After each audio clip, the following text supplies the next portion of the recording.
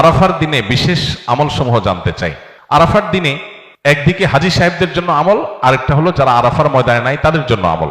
যারা হাজী সাহেবরা আরাফার ময়দানে অবস্থান করছেন তাদের জন্য ওই দিনের সবচেয়ে শ্রেষ্ঠ আমল হলো লা ইলাহা ইল্লাল্লাহু ওয়াহদাহু লা শারীকা লাহু লাহুল মুলকু ওয়া লাহুল হামদ ওয়া হুয়া আলা কুল্লি শাইইন কাদির।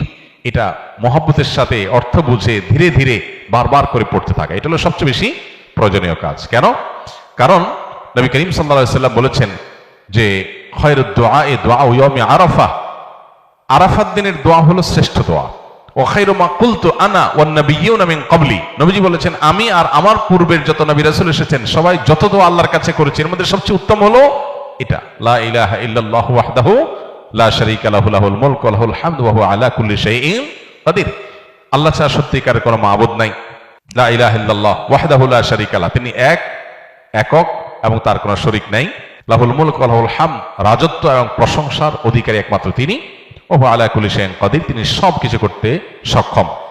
বাহ্যিক দৃষ্টিকোণ থেকে এই বাক্যগুলোর মধ্যে কোনো প্রার্থনা নাই, তাহলে এগুলোকে দোয়া বলা হচ্ছে কেন? সেটা নিয়ে অনেক আলাপ আছে এবং মুহাদ্দিসিনে কেরাম একমত যে এইগুলো দোয়া। এখানে আল্লাহ রাব্বুল আলামিনের কাছে পরোক্ষভাবে নিজের চাওয়াকে পেশ করা হচ্ছে, আল্লাহর শক্তিমত্তার কথা জাহির করে আল্লাহর কাছে নিজের সবকিছুই নিবেদন করা হচ্ছে পরোক্ষভাবে, এটাও দোয়াই। তো এটা হলো আরাফার ময়দানে যারা হাজির অবস্থান করবেন তারা সবচেয়ে বেশি পড়বেন। অনেক উলামা ইকরাম অবশ্য বলেন যে এই দোয়া অর্থাৎ লা ইলাহা ইল্লাল্লাহু ওয়াহদাহু লা শারীকা লাহু লাহুল মুলকু ওয়া লাহুল হামদু ওয়া আলা কুল্লি শাইইন কাদির, আরাফার দিনে, আরাফার বাইরে যারা পৃথিবীর বিভিন্ন প্রান্তে গায়রে হাজি যারা আছি তারাও পড়তে পারেন, বরং আরাফার দিনে তাদের এটা পড়া উচিত এবং এ ব্যাপারে অনেকে রেকমেন্ড করেন। তাহলে একটা কারণে পেলাম লা ইলাহা ইল্লাল্লাহু ওয়াহদাহু লা শারীকা লাহু এটা পড়া, এবং আরাফাতের দোয়াকে সবচেয়ে শ্রেষ্ঠ দোয়া বলা হয়েছে। এই জন্য হাজী সাহেবরা বিশেষ করে যারা সেখানে অবস্থান করছেন ওই দিন একবারে সূর্য ডুবা পর্যন্ত, যোহর থেকে নিয়ে সূর্য ডুবা পর্যন্ত পুরো সময়টা দোয়ার ভিতরে ডুবে থাকা, এটা হলো সবচেয়ে বড় কাজ। আর যারা আরাফায় নাই, আরাফার বাইরে আছে, যারা হজে যাচ্ছেন না, তারা আরাফার দিনটাতে তারা রোজা রাখবেন। আরাফার দিনের রোজা নিয়ে আমাদের দেশে প্রতি বছরই গন্ডগোল বা মত পার্থক্য দেখা দেয়, কোন দিন রোজা রাখবো? এটা কি হাজিরা অবস্থান করছে ওই দিন, নাকি আমি যে দেশে আছি সেই দেশে যখন জিলহজের 9 তারিখ হবে? তো এটা নিয়ে উভয় পক্ষেই দলিল আছে, যুক্তি আছে, দুই মতেরই সপক্ষে আলেমদের বক্তব্য আছে। সেক্ষেত্রে তুলনামূলকভাবে আমি যে দেশে আছি সেই দেশে জিলহজের 9 তারিখটা হলে সেটাকে আরাফার দিন হিসাবে, আরাফার দিন যদিও বাহ্যিকভাবে মনে হয় যে আরাফার ময়দানের সাথে সংশ্লিষ্ট, কিন্তু আসলে এই যে দিনগুলা ইয়াউমুত তারবিয়া, ইয়াউমে আরাফা, ইয়াউমুন নাহার, ইয়াউমুত তারবিয়া বলা হয় জিলহজের 8 তারিখকে, ইয়াউমুল আরাফা বলা হয় জিলহজের 9 তারিখকে, ইয়াউমুন নাহার বলা হয় জিলহজের 10 তারিখকে। এখন এই নামগুলো যদিও হাজিদের হজের সাথে রিলেটেড, কিন্তু হজের বাইরে যারা আছে তাদের জন্য আপনার ফিকহের কিতাবগুলোতে বিভিন্ন দ্বীনি কিতাব পুস্তকে ইয়াউমে তারবিয়া, ইয়াউমুন নাহার বলা হয়েছে। এর মানে এইটা না যে হাজিদের সাথে মিল করতে হবে, যে দেশে যেটা হবে সেটাই প্রযোজ্য হয়। তো সেই আলোকে ইয়াউমে আরাফা আপনি যেখানে অবস্থান করছেন সেখানকার 9 তারিখ হিসাবে রোজা রাখতে পারেন।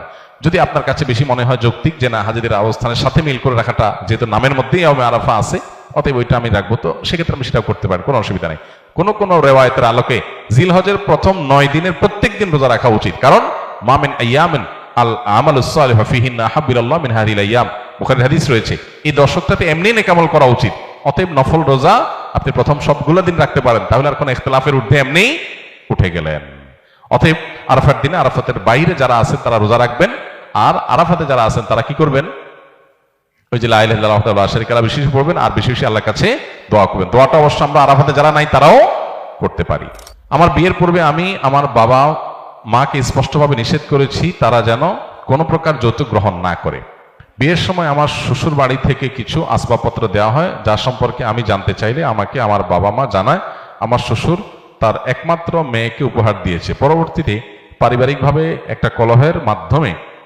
একটি কলহের মাধ্যমে জানতে পারি বিয়ের সময় আমার পরিবারের লোকজন আমার শ্বশুরবাড়ি থেকে যৌতুক চেয়েছে এবং তারই প্রেক্ষিতে এগুলো তারা দিয়েছে। এখন আমার করণীয় কি? এখন আপনার করণীয় হলো শ্বশুরবাড়িতে এগুলো ফেরত দিয়ে আসা। সোজা কথা, শ্বশুরবাড়ি থেকে যদি যৌতুক চলে আসে তাহলে সেটা কি করতে হবে? ফেরত দিয়ে দিতে হবে। ফেরত দিয়ে আপনি দায়মুক্ত হওয়ার চেষ্টা করবেন। এক্ষেত্রে পরিবারের সাথে সংগ্রাম করতে হবে, বেয়াদবি করার দরকার নাই, সংগ্রাম করতে হবে।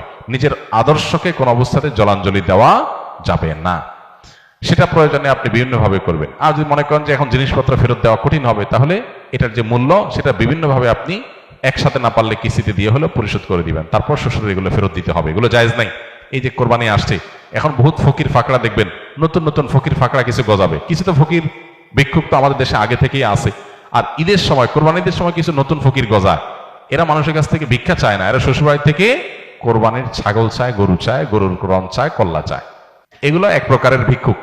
তো আল্লাহ তাআলা এই ভিক্ষুকদের অভাব দূর করে দেখ, তাদের মানসিকতা আল্লাহ সংশোধন করে দেখ। বর্তমানে বাংলাদেশের নিয়ম অনুযায়ী বাহির থেকে 1 লক্ষ টাকা কেউ পাঠালে 2500 টাকা বা 2.5% রেমিটেন্স ইনসেন্টিভ দিচ্ছে। এ অতিরিক্ত 2500 টাকা নেওয়া জায়েজ হবে কিনা, এ বিষয়ে আমরা এর আগে বারবার প্রশ্ন উত্তর দিয়েছি। এটা সম্পূর্ণ হালাল এবং জায়েজ, কোনো অসুবিধা নেই। প্রবাসী ভাইয়েরা বিদেশ থেকে যে টাকা পাঠাবেন সেই টাকার উপর 2.5% প্রণোদনা দিয়ে থাকে বাংলাদেশের সরকার। এই 2.5% টাকা নেওয়া সম্পূর্ণ হালাল। 1 লাখ টাকা পাঠালেন, 2500 টাকা আপনাকে ব্যাংকে সরকার অতিরিক্ত দিবে। এটা নিতে পারবেন। কেন নিতে পারবেন? কারণ হলো এই টাকাটা হলো একটা ভালো কাজের প্রতি উদ্বুদ্ধ করার জন্য, যে আপনি হুন্ডিতে অবৈধ চ্যানেলে টাকা পাঠাবেন না। পাঠাইলে সেটা দেশের বাইরে দেশের টাকা চলে যাবে, অর্থ পাচার হবে, দুর্নীতিবাজরা টাকা সরানোর রাস্তা পাবে। সেগুলো যেন না হয়, আপনি ডাইরেক্ট ব্যাংকিং চ্যানেলে টাকা পাঠান, দেশের উপকার, দেশে ডলারটা আসে। তো এই জন্য আপনি যাতে একটা ভালো কাজ করেন সেজন্য আপনাকে একটা প্রণোদনা দেওয়া হচ্ছে। আপনাকে যদি আমি বলি আপনি এই ভালো কাজটা করলে আপনাকে পুরস্কার দেব, এটা যেরকম হালাল, এই প্রণোদনাটা সেরকম হালাল। এটাকে কেউ কেউ সুদ মনে করেন, একেবারে অহেতুক অমূলক, এটা সুদ হওয়ার কোনো কারণ